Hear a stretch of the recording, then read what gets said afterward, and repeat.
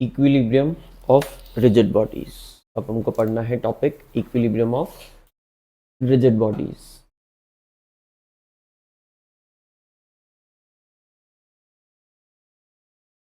Heading दे दीजिए।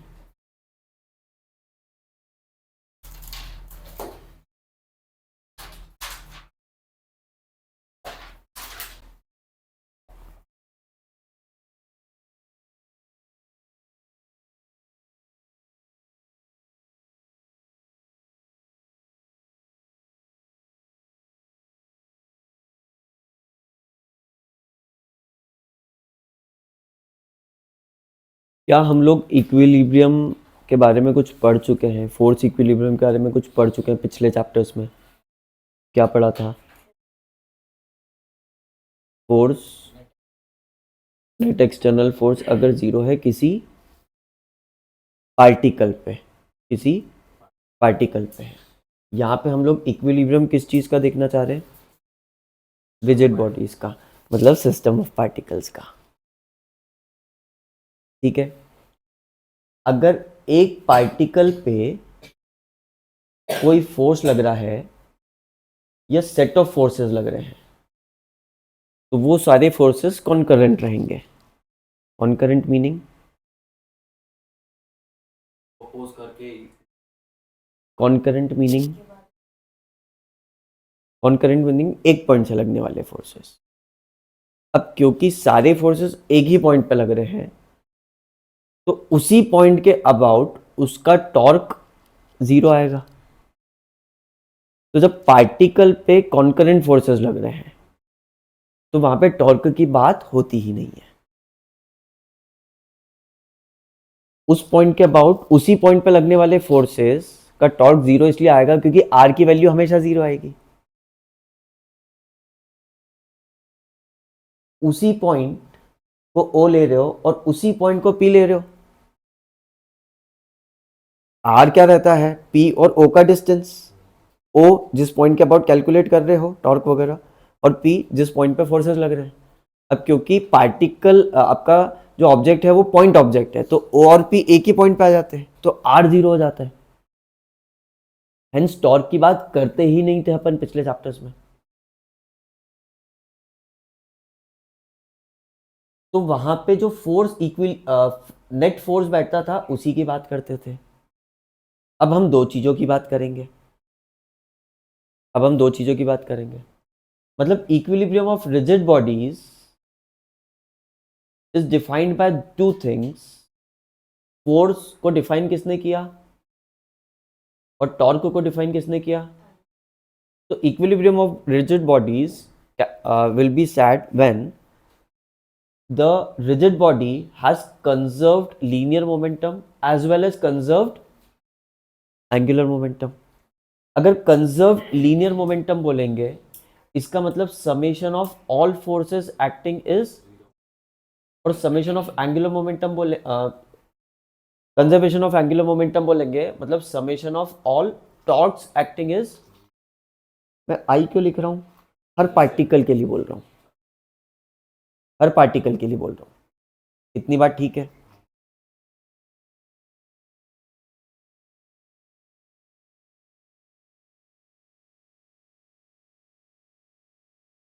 अगर ये एक स्टेटमेंट, मतलब वैसे तो पता है बट एक स्टेटमेंट कि लिखेंगे साथ में, ये भी लिखना है तो इसकी जगह छोड़ देना, पहले स्टेटमेंट लिख लीजिए। If the torque on a rigid body is zero,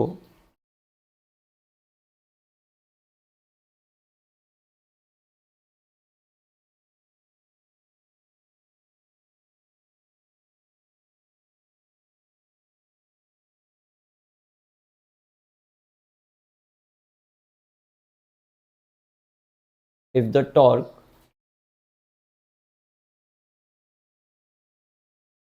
on rigid body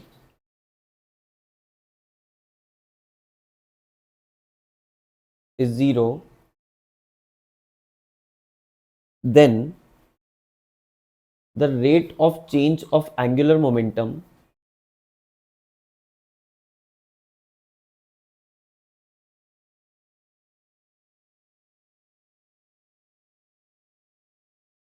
that is del L by del T will be 0, comma, it gives the condition for rotational equilibrium.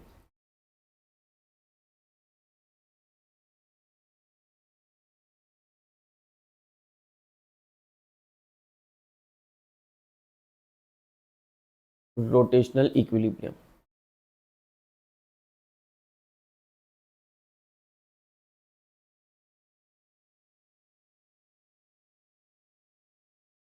पढ़ लीजिए.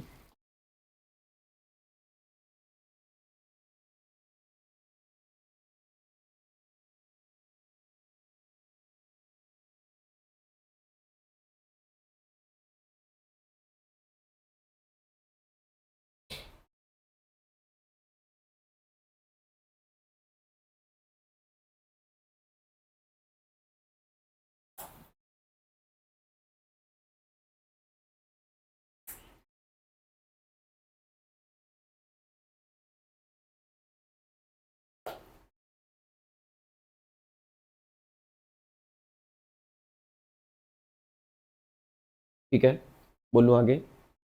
सिस्टम ऑफ पार्टिकल्स है, हम लोगों को पता है ये चीज़, हम लोगों को पता है ये चीज़, ये भी पता है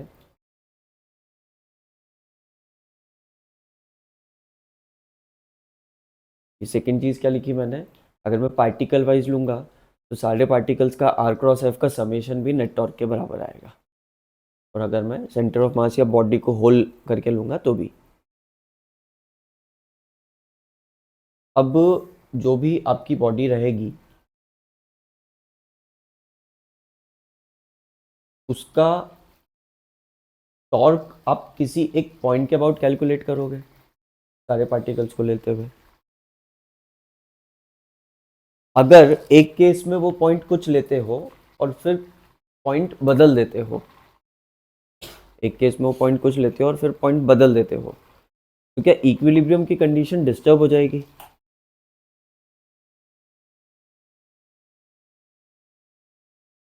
वैदिक के हिसाब से हो जानी चाहिए, तुषार के हिसाब से नहीं होनी चाहिए. सेंस समझे क्या बोल रहा हूँ? जिस पॉइंट के अबाउट आप मोमेंटम ले रहे हो तो उस पॉइंट से हर पार्टिकल का आर लेते हो.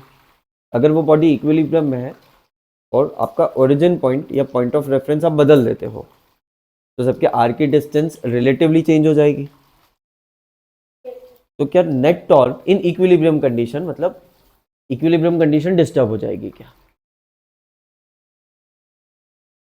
जैसे एक लैडर है, एक वॉल के अगेंस्ट रेस्ट कर रही है and it is in equilibrium, obviously rest कर रही है तो वो इक्विलिब्रियम में है. दोनों तरह के इक्विलिब्रियम में है. कौन कौन से दोनों तरह के? लीनियर इक्विलिब्रियम और रोटेशनल इक्विलिब्रियम, फोर्स इक्विलिब्रियम और torque equilibrium, linear momentum equilibrium और एंगुलर मोमेंटम इक्विलिब्रियम. एक ही चीज को मैंने 3 बार बोल दिया. तो लैडर रेस्ट कर रही है, अगर आप कैलकुलेट करो इस पॉइंट के अबाउट या आप कैलकुलेट करो उसके सेंटर के अबाउट टॉर्क सारे, और आप कैलकुलेट करो या तो फिर कैलकुलेट करो सबसे ऊपर के पॉइंट के अबाउट, तो क्या इक्विलिब्रियम की कंडीशन बदल जाएगी? रियल नीचे से कैलकुलेट कर रही है नीचे वाले पॉइंट के अबाउट तो वो रेस्ट पे है, वैदिक ऊपर वाले पॉइंट के अबाउट कैलकुलेट कर रहा है तो मूव होने लग गई. ऐसा फिजिकल केस थोड़ी बदल जाएगा. तो इक्विलिब्रियम की कंडीशन नहीं बदलती है. तो ये क्वेश्चन जो पूछा ये ध्यान में रखने लायक है. क्वेश्चन क्या है? As rotational equilibrium needs to be calculated about a point. So a simple question arises that the condition of rotation, would the condition of rotational equilibrium change with the change of reference point? तो इसका answer है no. ये लिखवाऊं कि ध्यान में रहेगा?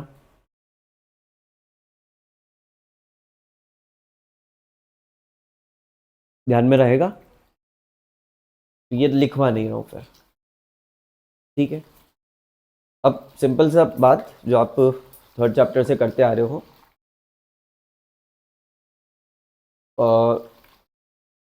External force 0, external torque 0, इन इनको अपने कंपोनेंट्स में कैसे लिखेंगे वो लिख दो। अगर एक्सटर्नल टॉर्क 0 है, एक्सटर्नल फोर्स 0 है, तो मैं क्या क्या बोल सकता हूँ?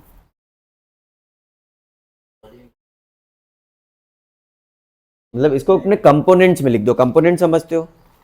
Components are taken about vectors components. अरे यार,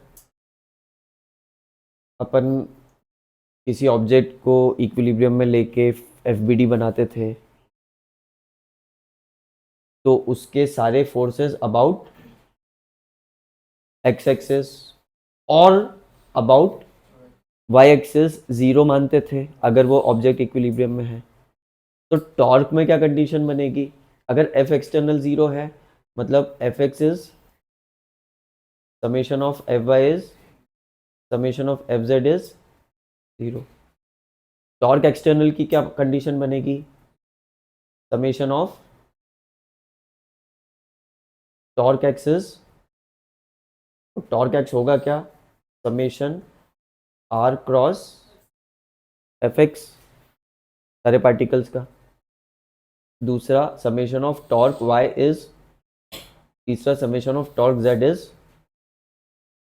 बड़ा सिंपल लग रहा है ना?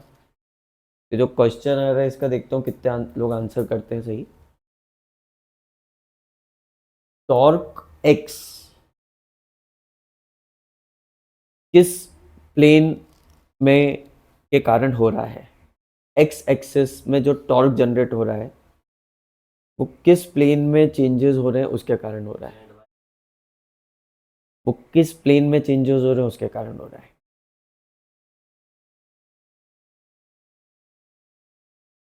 टॉर्क इन एक्स एक्सिस जो है, टॉर्क इन एक्स एक्सिस जो है वो कौन से प्लेन में आर और एफ है?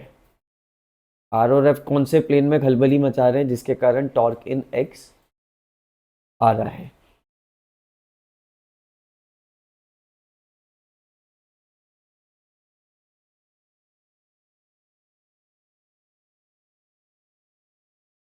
Torque in x, torque is a axial vector, तो एक्स एक्सिस में है तो उससे कंफ्यूज मत होइएगा कि ये सिर्फ एक्स एक्सिस में चीजें हैं। उसकी फिजिकलिटी का एग्जिस्टेंस उसकी दूसरी दो एक्सिस के प्लेन में है जो इन्होंने बताया। Torque in x is basically, sorry vectors, I am so sorry vectors लगाना भूल गया।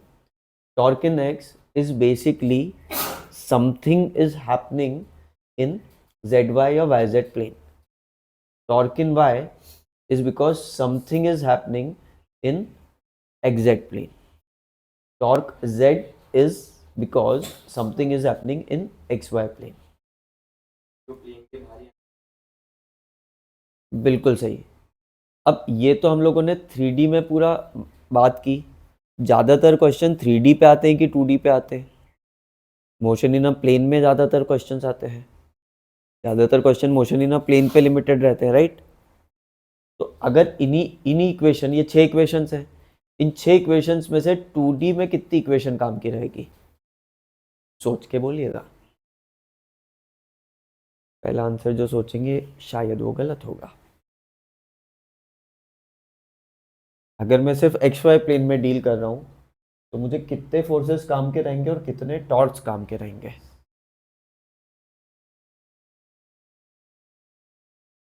अगर मैं एक्स वाई प्लेन में डील कर रहा हूं तो मुझे कितने फोर्सेस काम के रहेंगे? अगर मेरी चीजें ही एक्स वाई प्लेन में है, अगर मेरा जो चीजें मिल रही है वो आई कैप और जे कैप ही मिल रही है, के कैप सबका 0 है, एक प्लेन में ही काम कर रहा हूं मैं, तो मेरे को तीनों फोर्सेस में से कौन कौन से काम के रहेंगे? मेरे को फोर्स एक्स काम का रहेगा, फोर्स वाई काम का रहेगा। तो मेरी कंडीशन बनेगी 2। ये कंडीशन ज़्यादा काम की है कि टोटल फोर्स 0 ज़्यादा काम की? ये काम की ज़्यादा है, क्योंकि ये आपको ज़्यादा इक्वेशंस बना के देगी। ज़्यादा इक्वेशंस बना के देगी तो फायदा क्या है? ज़्यादा वेरिएबल सॉल्व कर पाओगे, राइट? बॉक्स के एफबीडी बना के अपन 2 इक्वेशन बनाते थे तो 2 वेरिएबल सॉल्व हो जाते थे। यहाँ पे दो वेरिएबल्स तो यहीं से मिल जाएंगे, दो इक्वेशंस तो यहीं से मिल जाएगी। टॉर्क की कितनी इक्वेशन काम की रहेगी?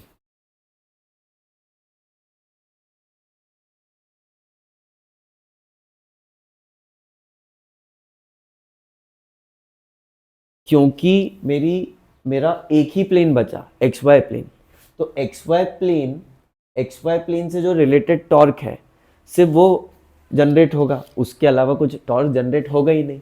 तो मेरी एक ही टॉर्क की इक्वेशन काम आएगी, torque z is equal to 0। ये चीज समझ में आती है क्या? क्योंकि मेरा एक ही प्लेन में फोर्स लग रहा है और उसी प्लेन में डिस्प्लेसमेंट वेक्टर है, तो टॉर्क उसके परपेंडिकुलर प्लेन में ही जनरेट होगा, बाकी कोई काम के नहीं है।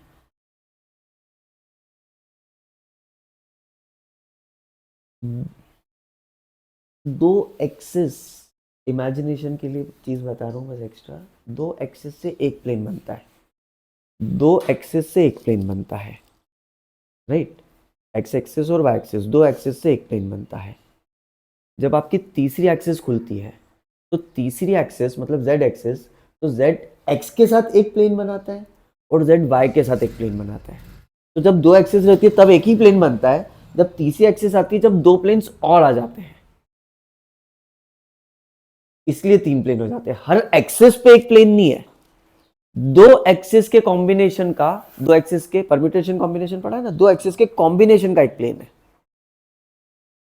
तो तीन चीजें taking two at a time combine कर सकती है तीन फॉर्म्स में। X y z taking two at a time, x y z taking two at a time combine करा तीन फॉर्म्स में, कॉम्बिनेशन तीन ही निकलेंगे, परम्यूटेशन नहीं निकाल रहे, क्योंकि x y same as y x. ठीक है क्या बात?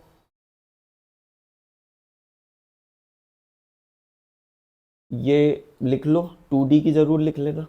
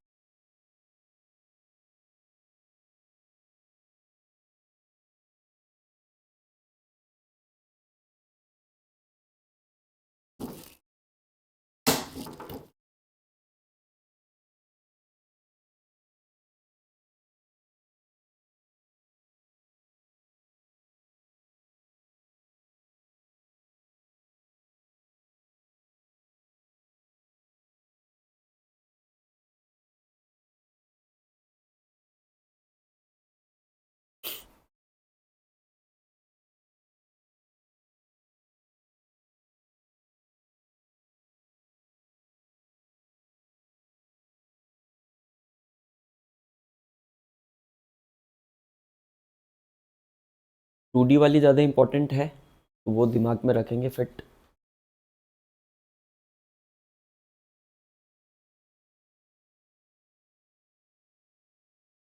वैदिक ने शुरू में 1 सेकंड में ही आंसर दे दिया था, और जो मैंने फाइनल क्वेश्चन पूछा उसका रिधिमा ने सही आंसर दिया था। वैदिक उसमें शायद ज़्यादा अंदर चले गया था तो वो आंसर सही नहीं आ पा रहा था। शुरू वही लगा था, तो वो अपन को नर्व होल्ड करके उसी जो पूछ रहे हैं वो समझना पड़ेगा ना एग्ज़ाम में भी। बट शुरू में 1 सेकंड में ही वैदिक का आंसर क्लिक कर गया था, तो गुड दोनों बच्चे। और सब बच्चे सोचो चीज़ें, तो ये चीज़ें वही समझाई गई है। मैं आपको गो थ्रू करा देता हूँ सारी चीज़ों से। A rigid body is said to be in mechanical equilibrium if both its linear momentum and angular momentum are not changing with time.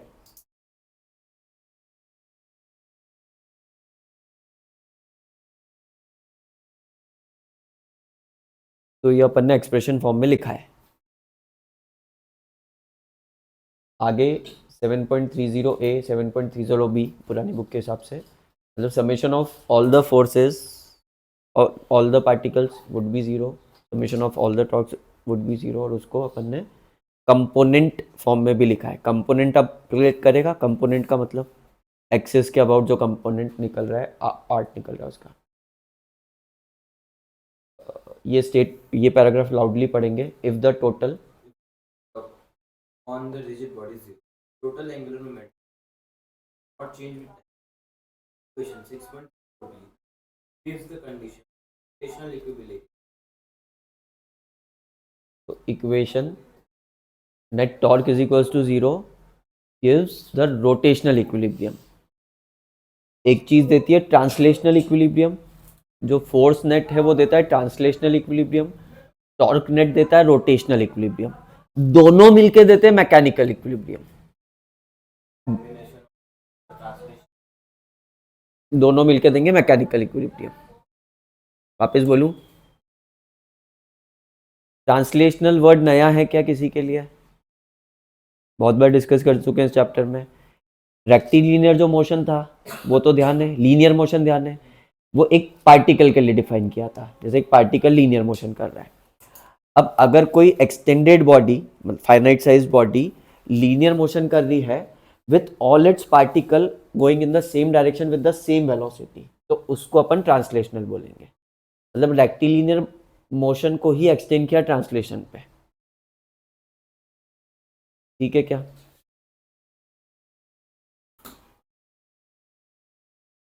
ये कंपोनेंट्स के फॉर्म में लिखा हुआ है.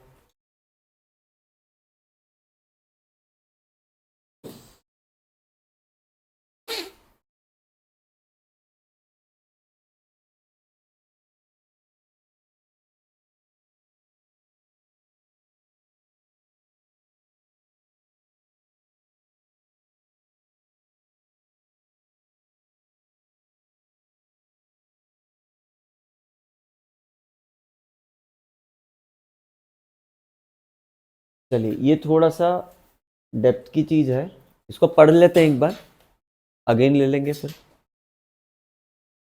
पढ़िए.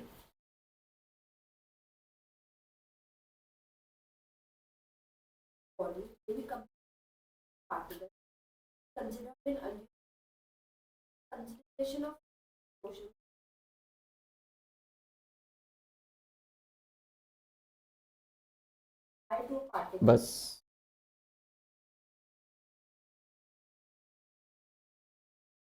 समझ में आया कि इलैबोरेट करूं? पार्टिकल पे रोटेशनल इक्विलिब्रियम का कोई सेंस नहीं बैठता है. एक पार्टिकल पे ही बात कर रहे हैं तो वो पार्टिकल रोटेशनल इक्विलिब्रियम में है या नहीं उसका कोई सेंस ही नहीं बैठेगा. क्योंकि उसकी रोटेशनल इक्विलिब्रियम है या नहीं उसकी कंडीशन आएगी आर के फाइनाइट होने पे. पार्टिकल है तो आर 0 रहेगा. ठीक है. तो पार्टिकल पे सिर्फ ट्रांसलेशनल इक्विलिब्रियम की कंडीशन बैठेगी, जिसको रेक्टिलिनियर इक्विलिब्रियम या बोलते थे अपन शुरू में, उसको ट्रांसलेशनल बोल दिया. Thus,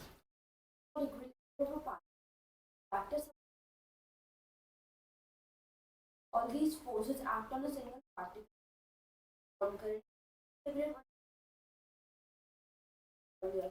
बस क्योंकि पार्टिकल पे सारे फोर्सेस लगने वाले कॉन्करेंट थे. कॉन्करेंट मतलब वो एक पॉइंट से जो लग रहे हैं. तो नेट फोर्स या इक्विलिब्रियम की कंडीशन से फोर्स से निकालेंगे, टॉर्क से नहीं निकालेंगे. तो एक कंडीशन आ गई. बहुत अच्छा क्वेश्चन पूछना होगा असर्शन रीजन में या ऑब्जेक्टिव में, तो ये कॉन्करेंट वाला वर्ड यूज़ कर सकते हैं कि पार्टिकल पे रोटेशनल कंडीशन क्यों नहीं है. क्योंकि रीज़न, क्योंकि सारे कॉन्करेंट फोर्सेस अप्लाई होते हैं. बहुत ही अच्छा पूछना होगा तो यहाँ से उठा के पूछ सकते हैं.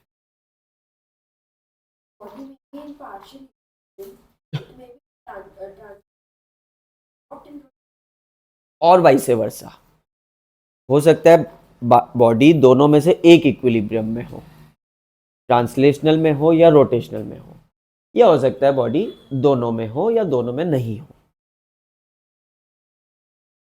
ठीक है. अब अगर मैं एक बॉडी कंसिडर करूं ए बी, डायग्राम देखिए प्लीज बोर्ड पे. अगर मैं एक बॉडी कंसिडर करूं ए बी, उस पे ए पे फोर्स लग रहा है नीचे, बी पे फोर्स लग रहा है नीचे. मतलब एक पेन है, उस पे मैं दोनों तरफ से इस तरह का फोर्स लगा रहा हूँ, तो ये बॉडी रोटेशनल इक्विलिब्रियम में है या नहीं। एक स्टिक है, पेन है, उस पे मैं दोनों एंड से इक्वल अमाउंट ऑफ फोर्स लगा रहा हूँ। क्या यही डायग्राम है? तो ये रोटेशनल इक्विलिब्रियम में रहेगी या नहीं रहेगी? रहेगी। पर रोटेशनल इक्विलिब्रियम में चेक करने के लिए अपन को क्या चेक करना पड़ेगा? किसी पॉइंट के अबाउट इन दोनों फोर्सेस का मोमेंट या टॉर्क, मोमेंट ऑफ फोर्स मतलब टॉर्क, तो सी के अबाउट ए का जो मोमेंट ऑफ फोर्स या टॉर्क बनेगा वो बनेगा ए इंटू एफ, और डायरेक्शन, एक सेकेंड बस, और डायरेक्शन क्या आएगा? सी पे वो अटैच नहीं है, मतलब फोर्स अलग अलग हो तो अभी तो दोनों फोर्सेस एफ दे रखे ना, तो बैलेंस है। अनबैलेंस फोर्स नहीं, मतलब unbalance force wrong word here, unbalance force मतलब नेट फोर्स जीरो नहीं है ऐसा, तो अनबैलेंस फोर्स तो है। तू बोलना चाह रहा है एफ और एफ अलग अलग हो, हाँ, तो वो अलग कंडीशन बनेगी, उसमें दोनों चीज़ें रहेगी, ट्रांसलेशन भी रहेगी, रोटेशन भी रहेगी, वो आएगा। अभी टॉर्क ए क्रॉस एफ है, मेरे को राइट हैंड साइड डायरेक्शन लिखना पड़ेगा, मैं वेक्टर और स्केलर को थोड़ी कंपेयर कर सकते हो, मेरे को राइट हैंड साइड डायरेक्शन लिखना पड़ेगा, तो राइट हैंड साइड जो डायरेक्शन आएगा वो आउट ऑफ द पेपर आएगा, direction is outside of the paper. जो इस फोर्स बी पे लगने वाले फोर्स के कारण टॉर्क बन रहा है वो रहेगा ए इंटू एफ, और ये फोर्स रहेगा आर क्रॉस एफ, तो इनसाइड जा रहा है, तो ये इनसाइड।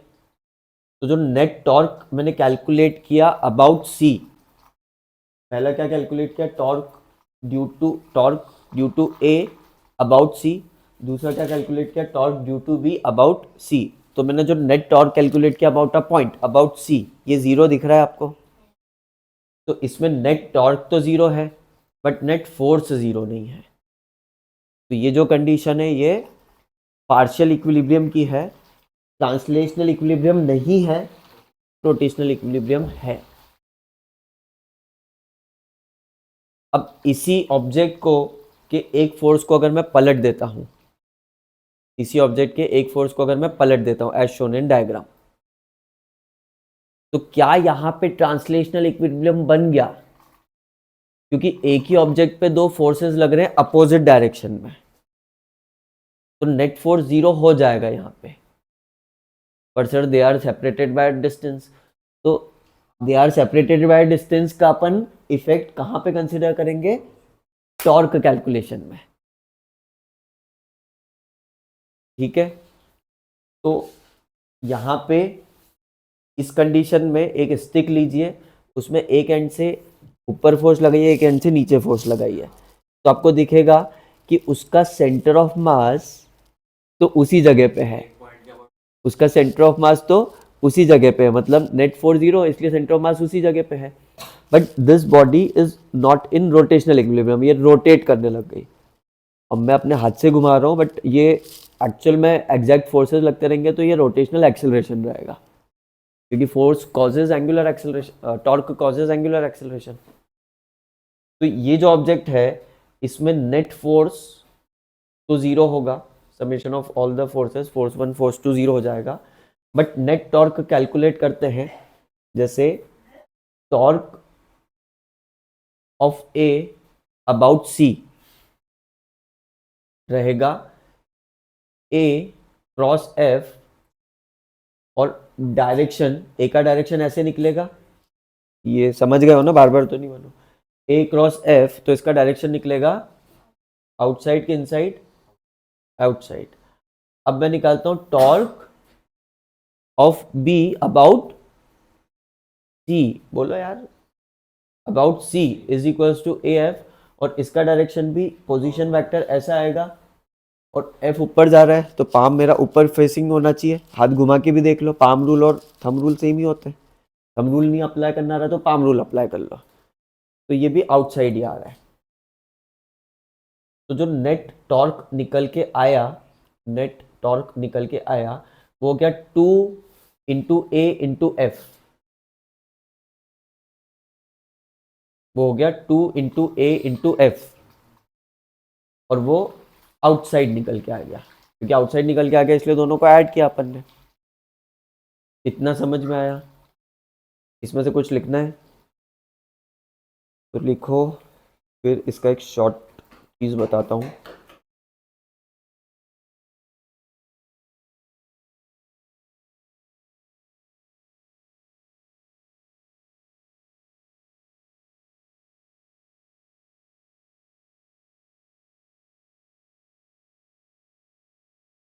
साढ़े 11 हो गए यार, जल्दी से।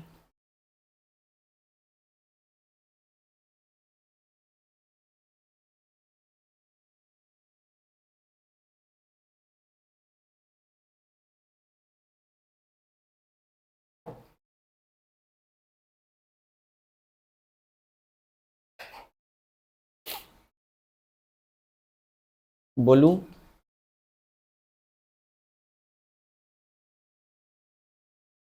ए क्या है?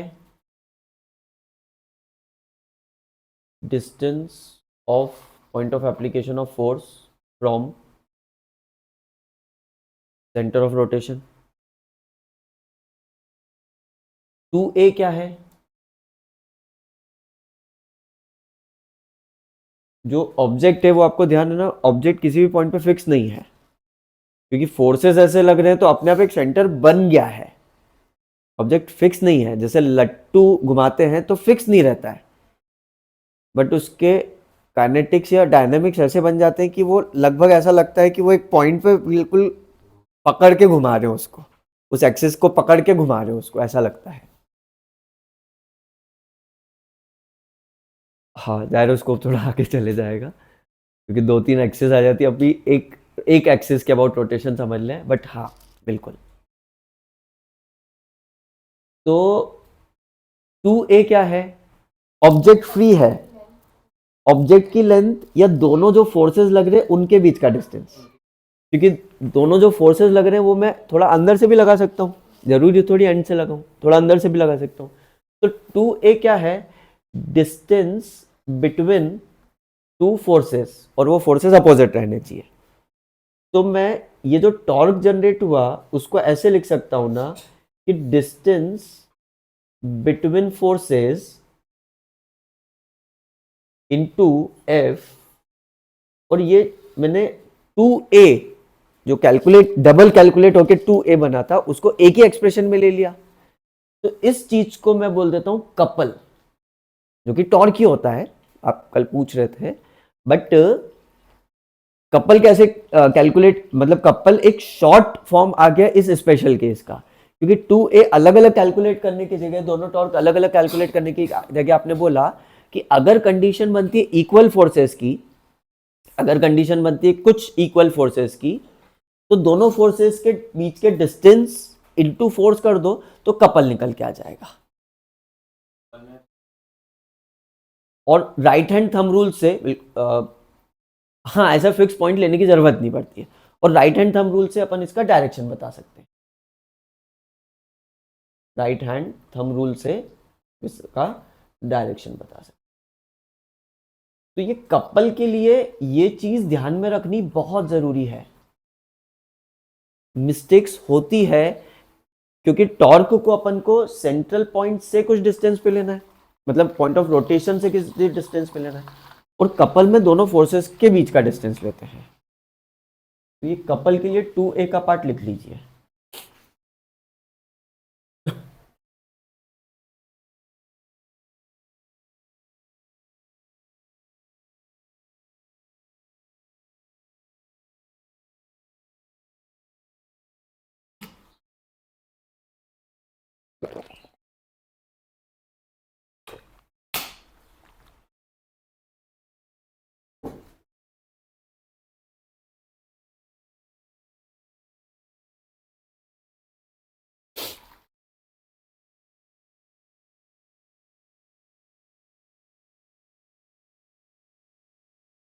लिखा क्या? चलो यहाँ पे आगे आपको कपल समझाया गया है, उसको सेल्फ रीड करेंगे।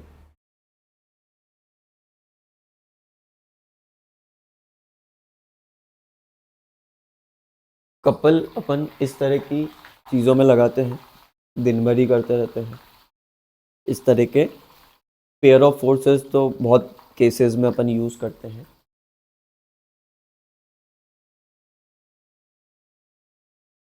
मैग्नेट को डिफ्लेक्ट होते हुए देखा है आपने, थोड़ा सा 10th का रिकैप। अगर मैग्नेटिक फील्ड ऐसी जा रही है और मैग्नेटिक नीडल ऐसी रखी है,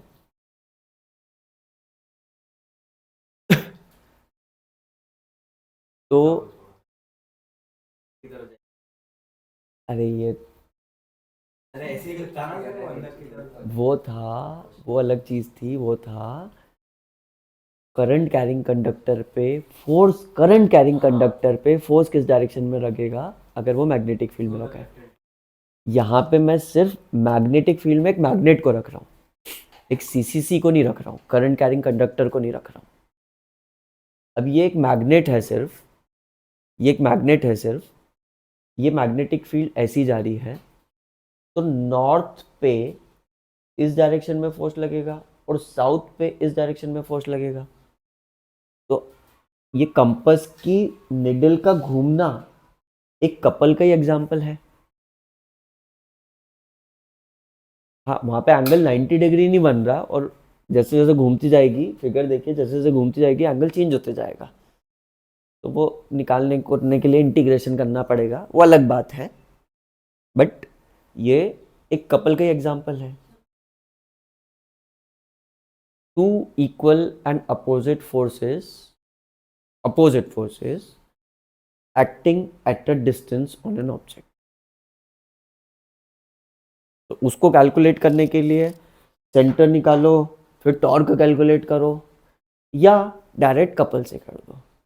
couple is a special word for special केस्ड torque.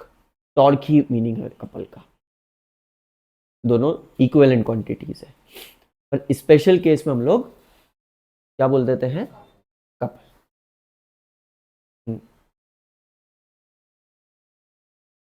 ठीक है क्या बात।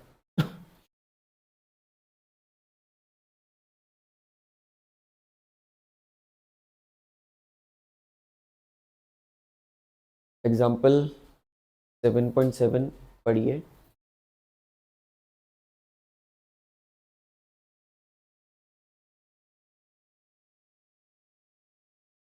और डायग्राम ज़रूर ट्राई कीजिएगा बिना देखे।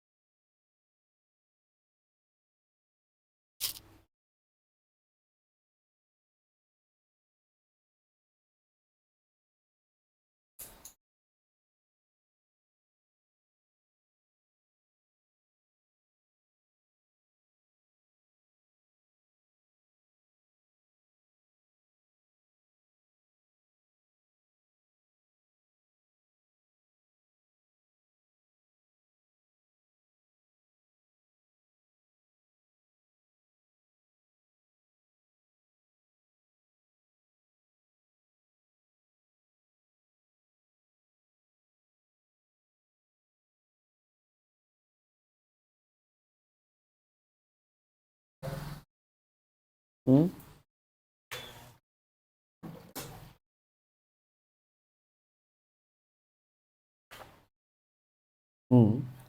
और ये पॉइंट ले लिया, R1 R2 ले लिया।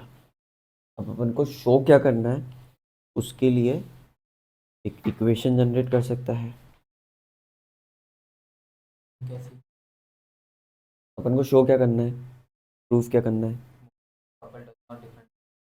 पॉइंट, मतलब पॉइंट एक ये ले लो, हाँ। एक बार इसके अबाउट कपल कैलकुलेट कर दो, एक बार पॉइंट दूसरा ले लो और उसके अबाउट कपल कैलकुलेट कर दो। एक पॉइंट ले।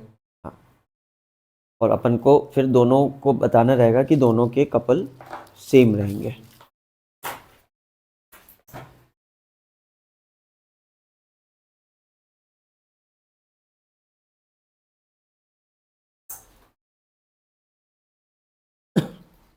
बोलूं, देखिए हम एक पॉइंट लेते हैं ए,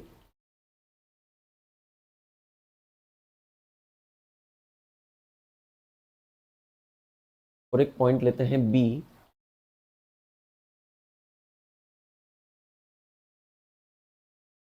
एक पॉइंट लेते हैं ए, एक पॉइंट लेते हैं बी।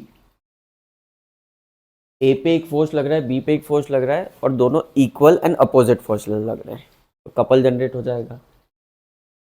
अब इस कपल का मोमेंट लेना है हमको किसी एक पॉइंट के अबाउट, और वो पॉइंट रेंडम होना चाहिए। तो अपन ने एक पॉइंट लिया, अब यहाँ से ध्यान से सुनना, जहां जिससे ए का पोजीशन वेक्टर हम लोगों ने बोला R1 और बी का पोजीशन वेक्टर बोला R2, तो हम लोग A टू B बोल सकते हैं R2 minus R1, triangle law vector addition से। मैंने एक पॉइंट लिया O, वहां से बोला R2, यहाँ से बोला R1, तो मैं यहाँ से यहाँ तक का वेक्टर बोलूँगा R2 माइनस R1। उल्टा वेक्टर लोगे तो R1 माइनस R2 होगा। ये अपन ने फर्स्ट सेकंड चैप्टर में पढ़ा था, पोजीशन वेक्टर्स, डिस्प्लेसमेंट। तो ये R2 माइनस R1। अब अगर मैं A और B का कपल कैलकुलेट करूं O के अबाउट, और इक्वेशन में R1 और R2 की जगह मेरा R2 माइनस R1 आए, तो मतलब क्या कि मेरा कपल डिपेंड कर रहा है सिर्फ दोनों फोर्स के एप्लीकेशन के डिस्टेंस पे, and not the point O। जैसे मैं कपल कैलकुलेट करने के लिए क्या करता हूँ, या तो कपल डायरेक्ट कैलकुलेट करूँ या टॉर्क के थ्रू करूँ। तो पहले सबसे पहले torque about A, torque of A about O plus torque of B about O, इन दोनों का ऐड कर दूँ तो टोटल कपल बन जाएगा। तो टॉर्क ऑफ ए अबाउट ओ को मैं लिखूंगा इधर की डायरेक्शन का F minus F, scalar part पे चले जाता हूँ, या चलो वेक्टर पार्ट पे रहता हूँ, माइनस एफ, सॉरी क्या कर रहा हूँ, R1 cross minus F, right, थोड़ा सा बड़ा,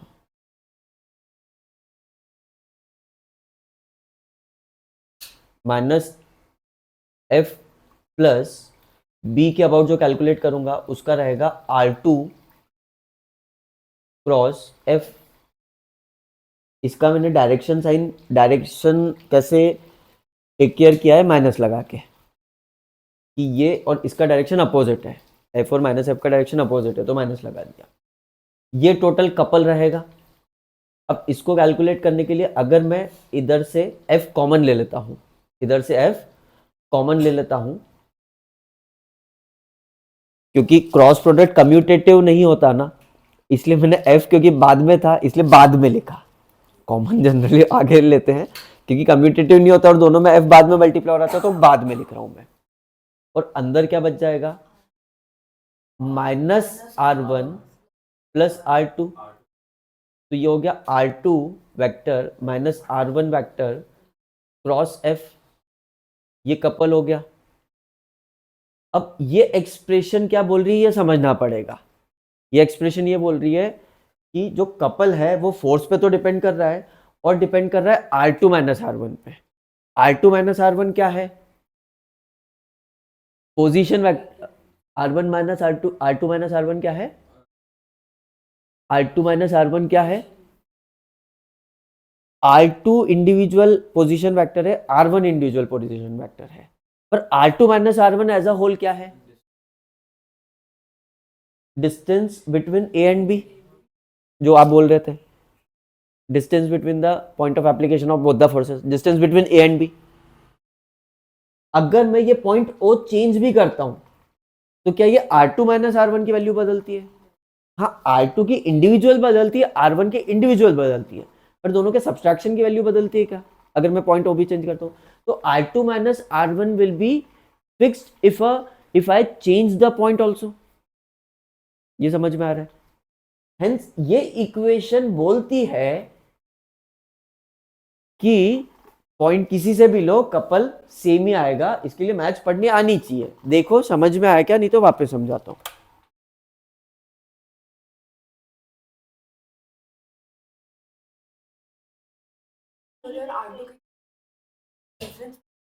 डिफरेंस कैसे नहीं चेंज हो रहा ना? डायग्राम में देख, अगर मैं पॉइंट ओ को चेंज करूंगा, पॉइंट ओ को चेंज करूंगा तो ए बी की डिस्टेंस चेंज हो जाएगी क्या इंडिविजुअल?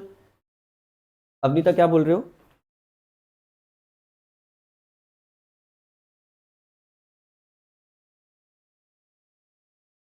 दिख रही है स्क्रीन? हेलो?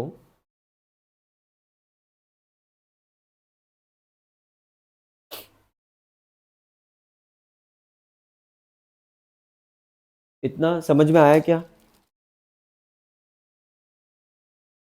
जैसे तुम हो, तुम्हारा ब्रदर है, दोनों की हाइट ईयर के साथ, या तुम हो, तुम्हारी सिस्टर है, ईयर्स के साथ चेंज हो रही है, पर दोनों का डिफरेंस हो सकता है मेंटेन रहे कांस्टेंट। उसी तरह से है कि इंडिविजुअली R2 और R1 तो चेंज होंगे, पर R2 माइनस R1 चेंज नहीं होगा, और अपनी एक्सप्रेशन में R2 माइनस R1 का एक्सप्रेशन आ रहा है, तो R2 माइनस R1 फिक्स रहेगा ओके चेंज होने के साथ। समझ में आया क्या?